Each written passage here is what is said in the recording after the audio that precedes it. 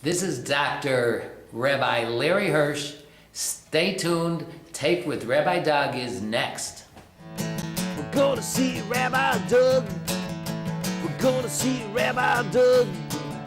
We're gonna see Rabbi Doug on your TV tonight. But Daddy, I want to watch Monday Night Football. Forget about Monday Night Football. There's no other thing we're going to watch on Monday but Rabbi Doug. Yeah, Rabbi Doug on TV tonight. We're gonna see Rabbi Doug. Oh, everybody talk about Doug. Shalom and welcome to Taped with Rabbi Doug. Glad you could be with us today. I want to welcome back my reoccurring guest whenever he's in the United States visiting from Israel. We try to get him on the show and talk about the latest things that are going on, along with his knowledge of Torah and medicine. It all fits in together. Rabbi Dr. Larry Hirsch. Larry, welcome back to the show. Thank you. It's great to be here. Dr. Hirsch, of course, as you know, is a medical doctor. He works in Israel at Hadassah Hospital and comes to the United States and also does emergency room work when he's in town often. And of course, he visits his mother who lives in Skokie, and he has a sibling right here in our neighborhood. And he's an amazing person. He writes articles which are often published in periodicals such as the Jerusalem Post or Arutz Sheva, and which is Israel National News. He is a resident of Beit Bet, which is the second neighborhood of Beit in Israel, which is part of the West Bank area. And he is someone who has experienced so many things, and so many things have really gone on in your own neighborhood, in your area recently. And I want to talk a little bit about those, a little bit about the positive things that are going on, because we don't want to just talk about the sad or things that you've experienced on the sad side of things, and a little bit about the accomplishments of you and your family after almost 30 years, right? Yes. In Israel, going on Aliyah from West Rogers Park in Chicago, and growing up in Chicago, a graduate of Ida Crown Jewish Academy, the Chicago Jewish Academy, and going to medical school and raising a family and saying, let's all go, and you moved to Israel. So you've been in Beit El since you moved to Israel, is that right? No. Well, we moved in '89. Right. And we bought in Beit El in the summer of '92. Uh-huh. And Where were you on the interim when you came there? Did you go to Merkaz Klita? Did you go to we were 9 months. Wonderful experience in the Merkaz Klita. We had the little Absorption Center in Mevaseret Zion, which just now is being privatized. Karen Kayemet, the JNF, is selling that land, which is worth a fortune. It's been for decades. It was for at least 20 years before we moved there, an absorption center. We had Ethiopians on one side and a dozen American families. We had a Mexican family. Shimon was almost 4. He started speaking Hebrew with a Mexican accent because that's what he heard on the street. And it was a wonderful experience. It's too bad that I guess the people now making Aliyah don't have that kind of thing where everybody's in Aliyah and everybody's new. And some of it is funny because we moved in and we made arrangements with my parents. Sunday at 7 o'clock, they're going to call because there was 2 payphones in the whole area of the Merkaz Klita, and everybody was lined up to call. Pre-cell phone era. Pre-cell phone, 1989, and now, I'd say about 5 years ago, just for a lark, on Yom Ha'atzmaut, we were going somewhere else, but we passed by Mevaseret. We go, let's go in and take a look at the Merkaz Klita, and every little Ethiopian 8-year-old now, and the Merkaz Klita was filled with Ethiopians till now, where they're really closing it up and selling it off for private apartments. Every little Ethiopian 8-year-old had a cell phone, and we were laughing because that's not what we went through. And not only that, but for example, when I lived in Israel back in 1980, in 81, or whenever it was around then, you had to, if you wanted to get a hold of someone, because it was so expensive to call overseas, you wanted to do a person-to-person call, or you wanted to do a collect call because it was cheaper for the United States than for Israel for paying for it, and you know, a 10-minute call could cost $30, and now there's unlimited calling up and back with no charge on cell phones. It's unbelievable. Call on WhatsApp and you don't Oh, pay anything. yeah, you could call now on apps like just WhatsApp and things like that, and certainly there's no charge. But you can actually do it with cell phone plans too, so it's really an amazing thing. So tell me now, you've been in Beit, you know, for most of the time you've been in Israel. There's been a lot of tragedy in Beit. You've spoken about recently the bypass road, which was built, which no longer is such a bypass road because everyone can use it, and all the tragedies, the 3 boys that were kidnapped and killed on that road, the different terrorist attacks that have taken place. Isn't it scary every day, possibly, for some people who live in the area to say, I work in Jerusalem or I work in Tel Aviv, I've got to drive on these roads every day. Is there going to be someone there that shouldn't be there, you know, to throw rocks or to do something even more serious, who has somehow or another gotten a gun and planning on some kind of terror attack? I mean, it's scary. Oh, it is scary. I mean, and it's not scary, really. I mean, for people who don't know, if you live in Jerusalem, if you live in Tel Aviv, if you live in Haifa, you don't go through every day worrying about being scared of. Obviously, if you see something unusual, you worry about it. But that's not it. But this is something that every day you go, you got to have a little bit of fear and keep your eyes even open more than you would anywhere else. That's true. Back in '92, when we first bought in Beitel, we bought a skeleton of a house, and it was finished over the year. We drove through Ramallah, and people were shopping. People from Beitel and other Yishuvim settlements were shopping in Ramallah. Things dramatically changed in September '93 when the PLO came and was invited in by the Israeli government. And September '93, days before Rosh Hashanah, Arafat showed up, and things started changing rapidly. I remember driving many times through Ramallah. It was a little nerve-wracking, but it wasn't terrible. Starting in the beginning of '94, the rocks started in multitude. Pesach, Chol HaMoed was like a record that nobody who'd lived there had ever seen. At one point I had some 5,000 shekel, at the time about 2,000, it was 2 to 1 the shekel, worth of damage to my car, body damage, till Rabin got fed up with it, and what they were doing was, we were still driving through Ramallah, and there was an S-curve, just like the famous S-curve on the drive, and you had to slow down, and the Arabs would be on the rooftops, throwing down rocks,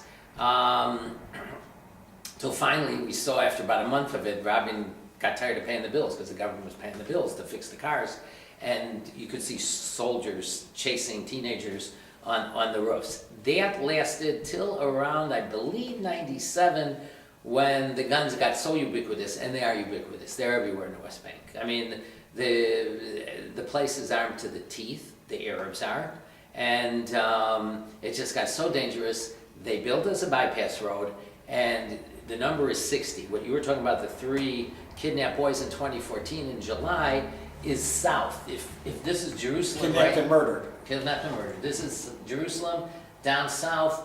You can drive for 1 minute and get to Kever Rachel and Bethlehem, Beit Lachem, and drive for 10 minutes and get to the north end of Efrat.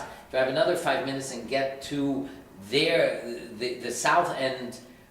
60 keeps going. Kiryat Arba, Hebron, further down here. Those boys were kidnapped maybe a 20-minute drive south of Jerusalem in a traffic circle that has been the site of terror shootings. What we've had up on 60 North, so Jerusalem's here, you leave Pisgat Zev, which is the eastern end of the city, you turn left north and you drive for no more, if traffic's good, and it isn't always, 5 minutes you get to Adam, another 5 minutes you're at Kochav Yaakov Shar Binyamin, and you drive another 5 minutes or so. That's all it takes to get what we call Somet HaT. It's a T, Up north, 3 minutes is Ofra, another 10 to 15 minutes is Shiloh, and parts north, Tapuach. Another 15 minutes from that, you turn left, and we are, on a good day, 3-4 minutes, right at Beit, which started with an army base, and then the guys from Yeshivat Merkaz HaRav, the founders, Yaakov Katz, the famous Ketzler, who became not only a member of Knesset, but a minister under Ariel Sharon. He was an assistant when Sharon was in charge of housing, and during those years, Begin and Shamir founded 165 settlements. Beitel founded in 78, Ofra up here in 77, and all this is really inhabited. It's all houses of Ramallah from the north border of Yerushalayim. If you went by as a crow flies, you go from the north border, which is that Tarot, which a lot of people don't go to. It's an industrial zone, used to be an airport, but in 2000 the Arabs were shooting so much, they had to close the airport. They were simply shooting from Ramallah on the airport, and 8.5 kilometers. But as the crow flies, and that's what we used to drive. Now we drive 20 kilometers around to get into Yerushalayim, and this was closed off. Sharon built this. It was not a very good road for army jeeps, and he built it up around 97, 98 to allow us to get around. And that was the Jewish bypass road. Is this entire area considered to be Judea, the West Bank? Well, yes. Or does it run into any of Shomron? Okay. So on my map, Jerusalem, Somet T, Ofra 3 minutes away, Shiloh the other T, 10 minutes later. Up there, 15 minutes later is Tapuach. Around Tapuach starts the Shomron. Up say here on the map. This is technically Binyamin, biblically speaking. The north end of Jerusalem, Benjamin. The north end of Jerusalem is Benjamin, Binyamin. The south end of Jerusalem is Yehuda. Which Benjamin includes the Temple Mount and Yes. the Western Wall, right? Yes. And starting in Tapuach, the Shomron starts. So now tell me, so you're using this road every day.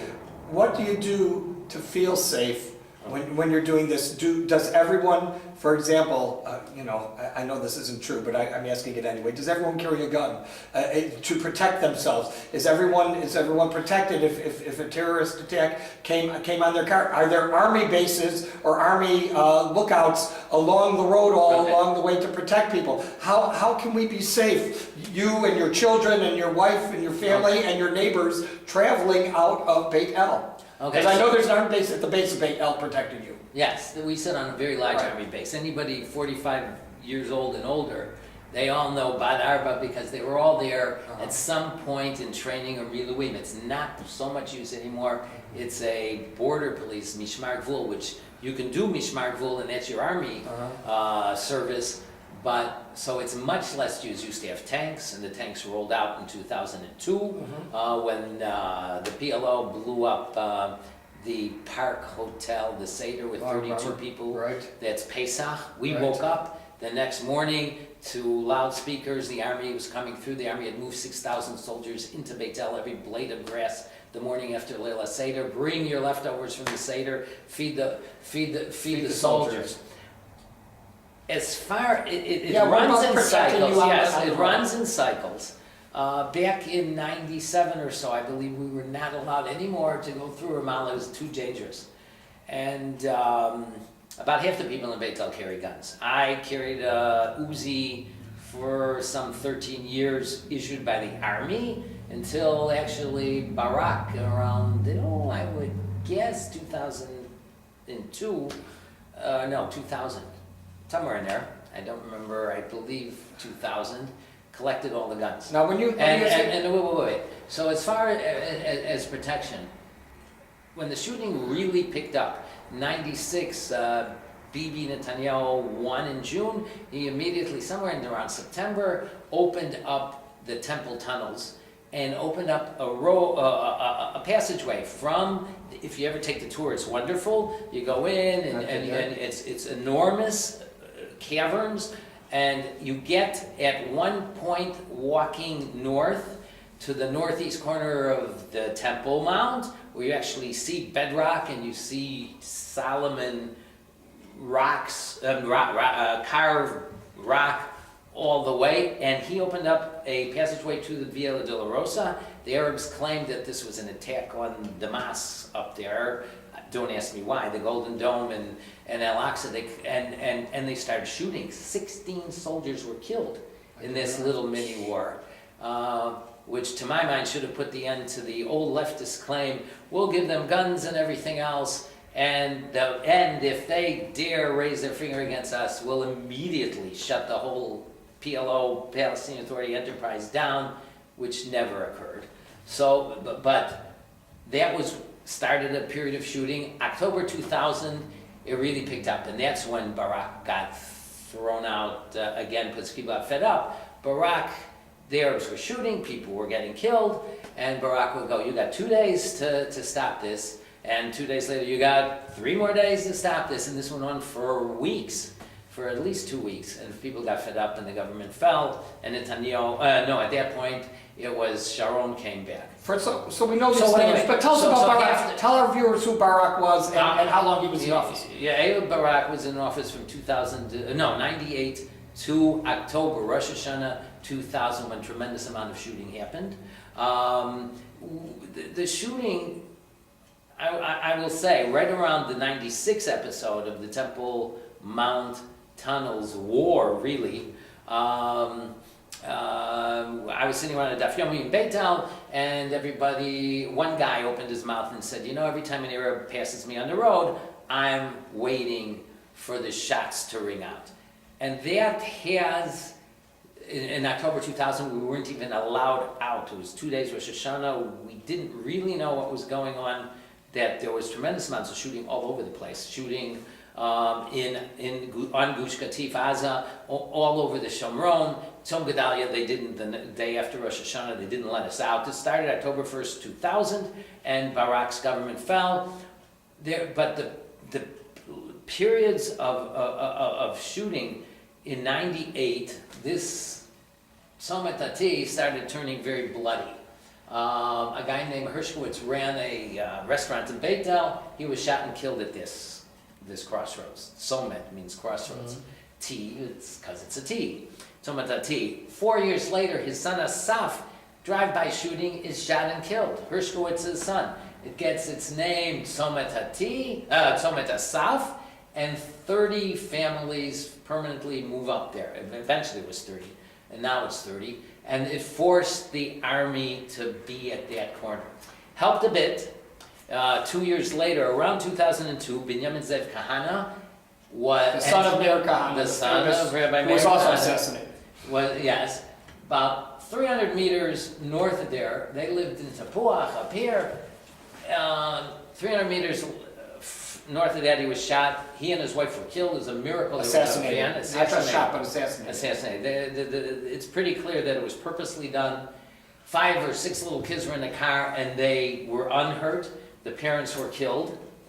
And that was up till... There were incidents, but nothing as bloody as the 8th day of Hanukkah this year. Right. So, outside of 8th day of Hanukkah, we'll talk about that in a minute, Hanukkah 5779, but I want to mention that in general, it's pretty peaceful when you travel now. In general outside of these weird incidents that have happened, like the 8th day of Hanukkah, there isn't shooting everywhere you go. People do travel up and back on a regular basis without any incident. Is it because, the question is it because the army presence is there, or is it because things have changed? Yes, everywhere where the army is, it limits the amount that the Arabs can get away with. Let's talk about the 8th day of Hanukkah. I really want to do that. So I really want to do that. I will say that bad mistakes were made. Every time the government pulled out of either Gvat Asaf, or on the other side, there's a parallel road, which the one we can't use that goes through Ramallah. Every time the army pulled out, there were more incidents and more shootings. And sporadically all the time. Another Chicagoan, Moshe Meir lives in Beit, his brother Dan's in Skokie. He simply drove out of Beit, but this goes back to the 98 period. And a bullet, he was no more than 200 meters outside of Beit, and he made a left turn, and the bullet went through his passenger side window, right through his side window. There were sporadic shootings all the time and miracles. People were even shot in north end of Yerushalayim on the road between Givat Tzorfatit and Ramot, which is, on that road is Ramat Shlomo. People were shot and killed. So there have been, as far as what happened recently, it's an amazing story. Now I want to focus on the things that have been on front page news in the United States as well, and that is the young pregnant girl and her husband who were both shot. Where were they? Were they on the street? Were they in a car and so forth?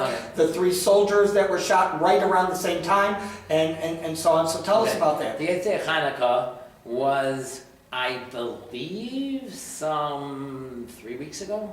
Yeah, from the time we're taping now. By the time we're taping now, that Friday night, her father, the young woman's maiden name, Shira Silverstein, her father, Chaim, and I and another fellow walked out of shul, and Chaim says, "Oh, we're so happy. We're finally going to become grandparents." Chaim's about a 58-year-old fellow who's very involved in putting Jews in Kever Rachel, in Shimon HaTzadik area, which is all areas of post-67 Yerushalayim. So Chaim says, well, we knew the story. Chaim's now 58. He got married, and there were years of fertility treatments, and finally he had twins. And on Friday night of Hanukkah, he says, we're so happy we're finally going to be grandparents, and he was talking about the twin. A boy, Ariel, not Shira, who was shot. Shira was also pregnant. Shira was pregnant entering her 30th week, but Ariel's wife was entering her 38th week. He was talking about him. There's a Hebrew saying, it's from Rashi and Vayigash, I believe. No, Nibei v'lo yadamash nibei. Oh, we're so happy we're going to be grandparents, and actually Shira tragically gave birth, and the baby was shot, basically. The baby was taken after she was shot. Well, and the baby died about 3 days later, right? Right. But the baby never really had a chance. What happened was a car pulled up to a bus stop that sits right outside of They were standing at a bus stop? They were standing at a bus stop. She and her husband? She and her husband and about 7 other people. A car pulls up, shoots, and speeds off, and makes a left turn immediately into Arab village. And Shira is shot in her abdomen. Her husband has 3 bullet wounds, which are fairly minor in his leg. She's taken to the hospital, but it was known then, apparently, that quickly examining the baby, that the umbilical cord had been pretty much severed, and the baby really didn't have much chance. Even when they got there, they had a fairly immediate C-section, and she recovered. She has bullet wounds and damage in her hip. She's going to need further surgeries. She was touch and go for at least 2-3 days, and her husband's basically fine now. And then that's the 8th day of Hanukkah. That if you can be fine after such an incident being shot. Yeah.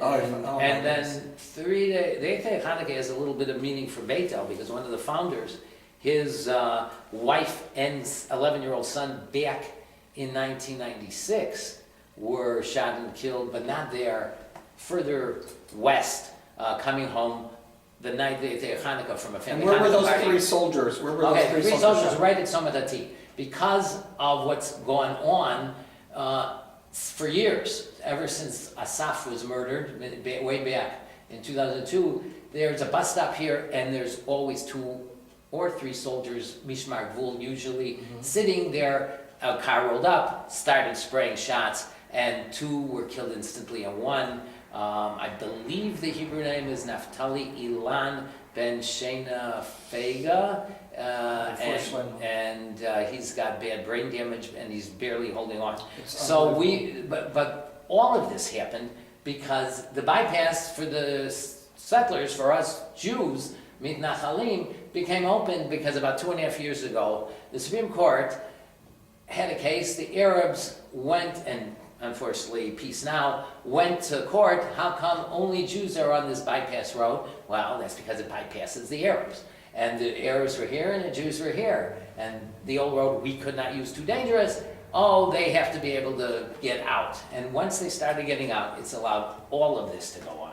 And number one, the bypass road can't handle, Ramallah is 40 to 50,000 people. It can't handle all the people. It can take, what usually is like a 35-minute trip, can take me 2 hours into Hadassah in car. Unbelievable. And, but it also has allowed much of this terror shootings. We only have a short time left, so I want to tell me something positive now, just in closing.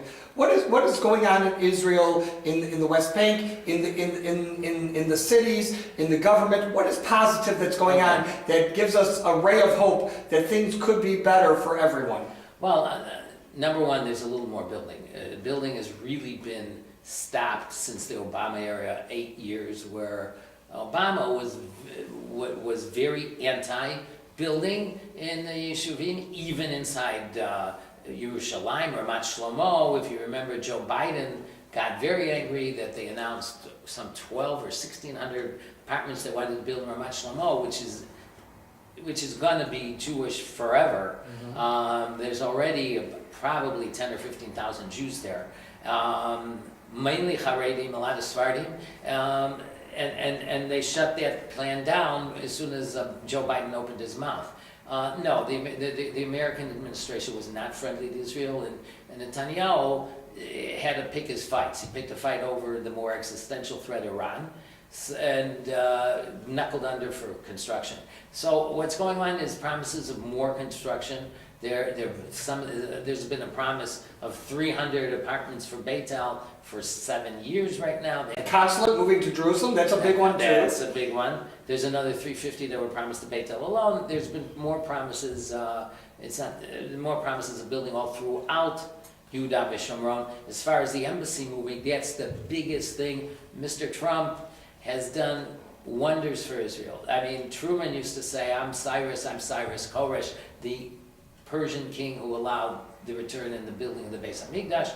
Trump is probably right on that level because recognition of this level hasn't probably occurred since 48. So even though in the United States Trump is really controversial, in Israel he's actually very, very supported. Is that correct by Americans in Israel? Obama, even considering all the Israeli left, had single-digit approval levels by the Israelis.